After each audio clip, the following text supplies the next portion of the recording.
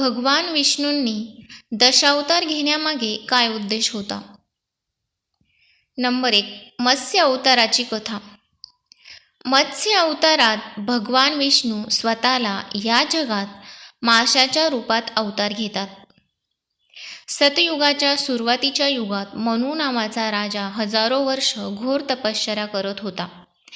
एके दिवशी तो नदीच्या पाण्यातून प्रसव करत असताना त्याच्या हातात एक छोटा मासा आला आणि तो मासा परत नदीत टाकणार इतक्यात माशाने राजाला त्याचा जीव वाचवण्याची विनंती केली.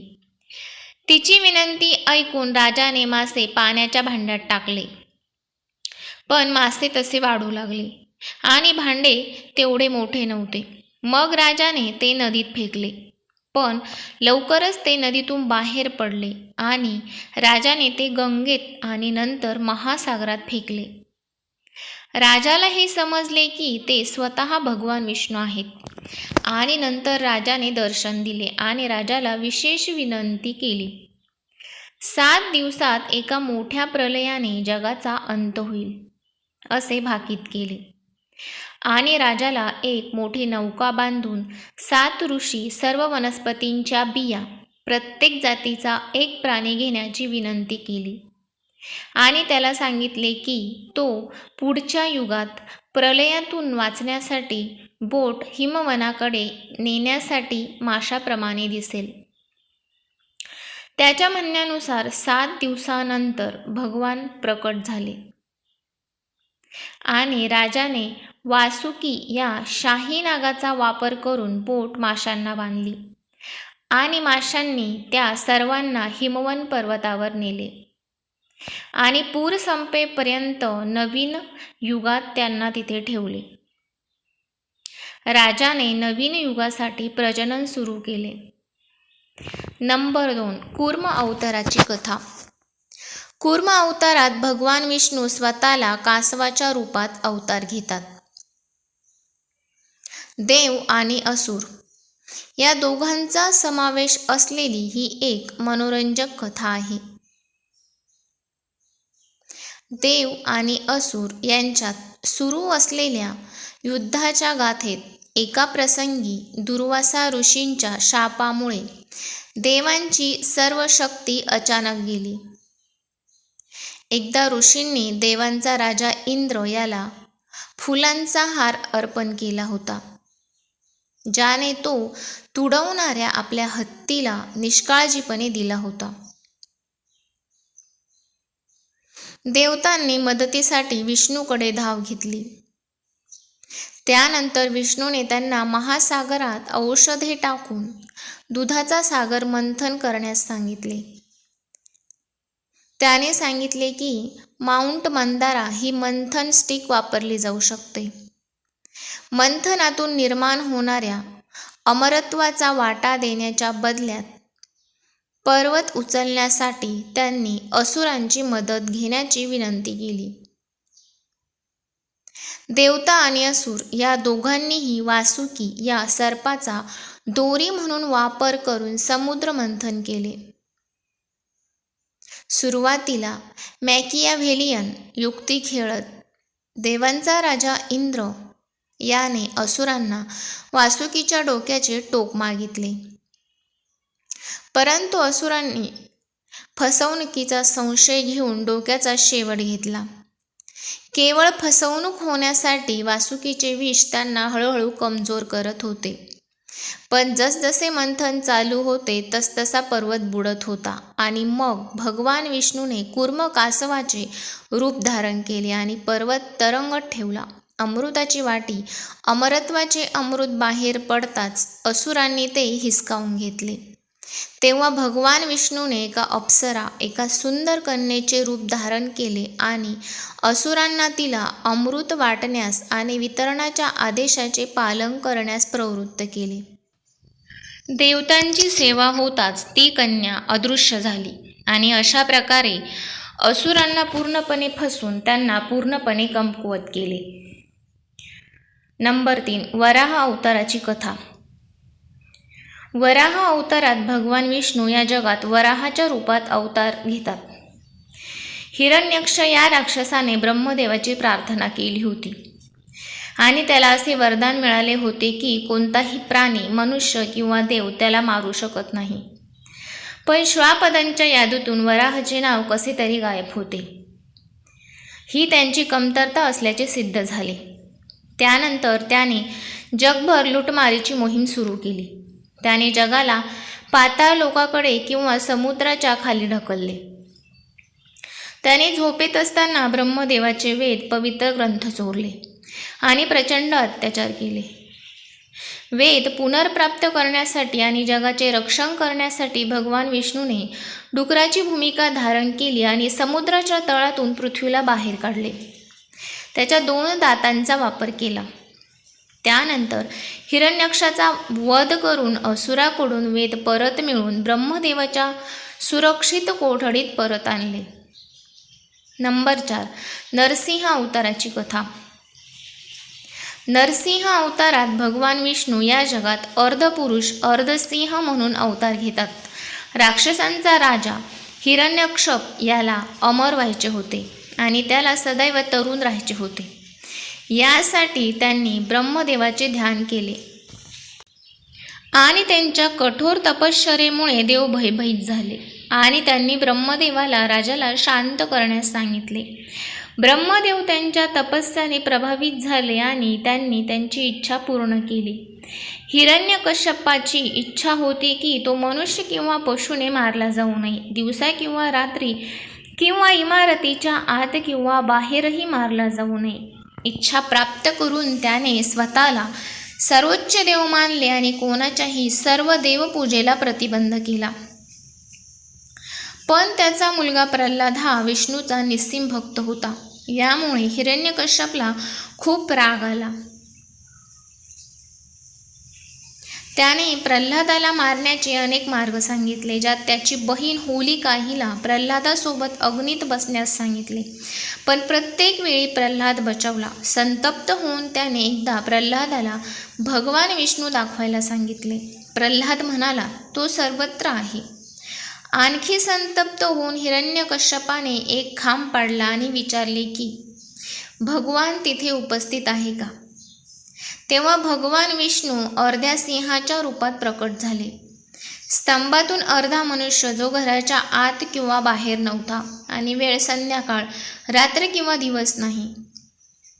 त्यानंतर त्याने हिरण्यकश्यपाचा वध केला आणि त्यामुळे त्याचा भक्त प्रल्हादाचा जीव वाचला.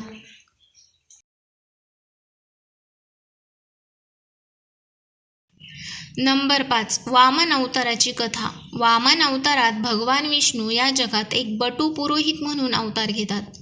प्रल्हादाचा नातू बळी हा अत्यंत पराक्रमी आणि पराक्रमी असुर होता. आपल्या तपश्चर्येने आणि पराक्रमाने त्याने संपूर्ण जग जिंकले. तो आणि असुर तिन्ही जग जिंकतील या भीतीने इंद्र आणि इतर देव भगवान विष्णूकडे मदतीसाठी गेले. तेव्हा भगवान विष्णू एका ब्राह्मणाच्या घरात बटू वामन म्हणून जन्माला आले. तो मोठा झाल्यावर बालीला गेला आणि भिक्षा मागितली. जरी त्याच्या पुजाऱ्याने त्याला भगवान विष्णू असल्याचे बजावले असले तरीही त्याने जे काही मागितले ते त्याला अर्पण करण्यात बालीला आनंद झाला.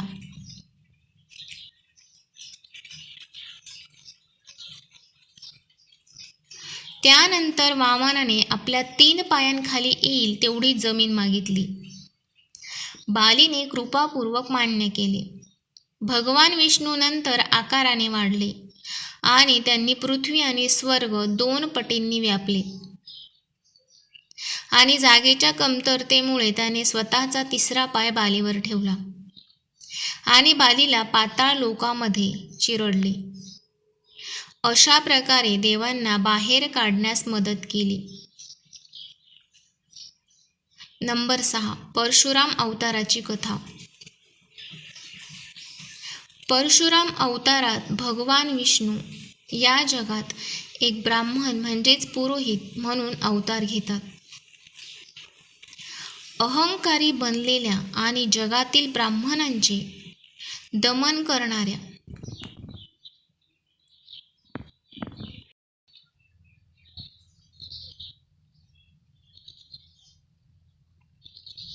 सर्व क्षत्रियांचा सूड घेण्यासाठी त्याला या जगात आणले गेले. त्याचा जन्म जमदग्नी आणि रेणुका यांच्या पोटी झाला आणि तो बिभ्रू कुळातील होता.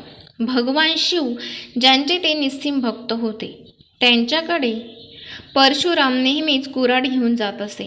कार्तवीर्य हा एक शक्तिशाली राजा एकदा बाहेर असताना जमदग्नींच्या घरी गेला आणि जेवणानंतर त्याने कामधेनू गाय चोरली, जिला अविरत दूध द्यायचे होते. जमदग्नीला राग आला आणि त्याने जाऊन राजाला मारले आणि कामधेनूला परत आणले. हे ऐकून राजाचा मुलगा परत आला आणि त्याने जमदग्नीचा वध केला.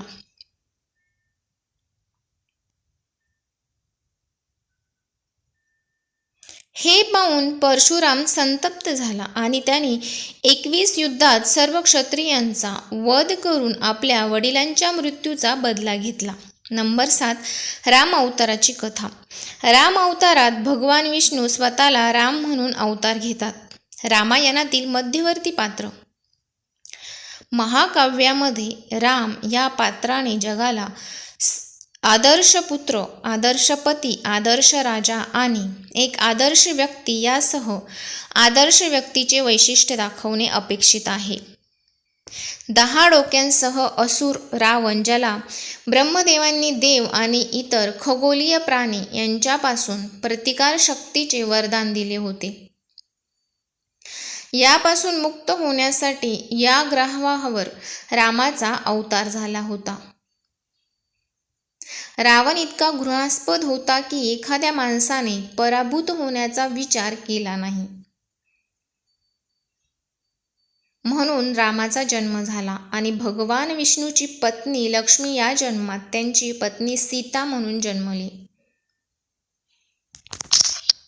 रामायणाची कथा ही रामाने जगातील विविध दुष्ट घटकांविरुद्ध आणि शेवटी रावणाच्या विरोधात केलेल्या युद्धाची एक रोमांचकारी, नखे चावणारी कथा आहे. रामायण मनुष्याच्या आदर्श वर्तनाचे प्रतीक आहे. पुरुष पत्नी संबंध, पुत्रपिता संबंध आणि राजाद्वारे आदर्श शासनाचे नियम यावर विशेष लक्ष केंद्रित केले आहे. नंबर 8. कृष्ण अवताराची कथा. कृष्ण अवतारात भगवान विष्णू स्वतःला कृष्ण म्हणून अवतार घेतात. महाभारतातील मध्यवर्ती पात्र. भारतीय पौराणिक कथांच्या सर्वात मोठ्या महाकाव्यामध्ये युद्ध, प्रेम, बंधुता, राजकारण इत्यादींसह असंख्य विषयांचा समावेश आहे. ही मूलतः चुलत भाऊ पांडव आणि कौरवांच्या 2 लढाऊ गटांची कथा आहे. महाभारताचा एक भाग म्हणून युद्धादरम्यान कृष्ण आपल्या शिष्य अर्जुनाला एक दीर्घ प्रवचन देतात, ज्याला एकत्रितपणे भगवद्गीता म्हणतात. कृष्ण त्याच्या बालपणात कंसाच्या हत्येसाठी जबाबदार होता. कृष्ण हा एक उत्कृष्ट प्लेबॉय देखील मानला जातो, जो त्याच्या सभोवतालच्या सर्व गोपिकांना मोहक करण्यासाठी जबाबदार होता. रामायणाच्या विपरीत महाभारत राजकारण, मानवी स्वभाव, मानवी कमकुवतता यासारख्या पृथ्वीवरील समस्यांशी निगडीत आहे आणि रामायणप्रमाणे पात्रांना आदर्श करण्याचा प्रयत्न करत नाही. नंबर 9. बुद्ध अवताराची कथा. बुद्ध अवतारात भगवान विष्णू स्वतःला बुद्ध म्हणून अवतार घेतात. एक तपस्वी राजकुमार, ज्याने जगाला शांततेच्या मार्गावर नेण्यासाठी सिंहासनाचा त्याग केला. ते जगभरात प्रसिद्ध असलेल्या बौद्ध धर्माचे संस्थापक आहेत. हिंदू धर्मातील काही पंथांमध्ये त्यांना भगवान विष्णूचा दैवी अवतार मानले जाते. तो कपिलवस्तूचा मुकुट राजकुमार शुद्धोधन आणि माया यांच्या पोटी जन्माला आला. त्याचे नाव सिद्धार्थ ठेवण्यात आले, म्हणजे राजाने सर्व गोष्टी पूर्ण केल्या. पण त्याच्या जन्मानंतर त्याची आई मरण पावली. पण मायेची बहीण प्रजापती हिने सिद्धार्थला वर आणले. बुद्ध लहानपणापासूनच जिवंत प्राण्यांच्या मृत्यूमुळे दुःखी झाले आणि ते प्रश्न करायचे, काय सर्व जिवंत प्राणी एकमेकांना मारतात का? त्याला मिळालेल्या कोणत्याही उत्तराने तो खुश झाला नाही आणि त्याने अर्थ आणि परिपूर्ण सत्य शोधण्याचा निर्णय घेतला आणि त्याने आपली पत्नी आणि मुलाला जंगलात एका संन्यासी जीवनात सोडले आणि एक दिवस तो ज्ञानी झाला. त्याच्या उपदेशाने बौद्ध धर्माचा जन्म झाला, जो आता जगभरात लोकप्रिय आहे. नंबर 10. कल्की अवताराची कथा. कल्की अवतारात भगवान विष्णू स्वतःला कल्की यंत्रपुरुष म्हणून अवतार घेतील, जो आपल्या पांढऱ्या घोड्यावर स्वार होऊन आणि हातात धगधगणारी तलवार घेऊन येईल. हा भगवान विष्णूचा भावी अवतार मानला जातो. कलियुगाच्या शेवटी तो या जगातील सर्व वाईट कृत्यांना शिक्षा करेल, या जगाचा नाश करेल आणि पुन्हा सुवर्णयुग निर्माण करेल. कल्की अवतार हा भगवान विष्णूचा शेवटचा अवतार आहे.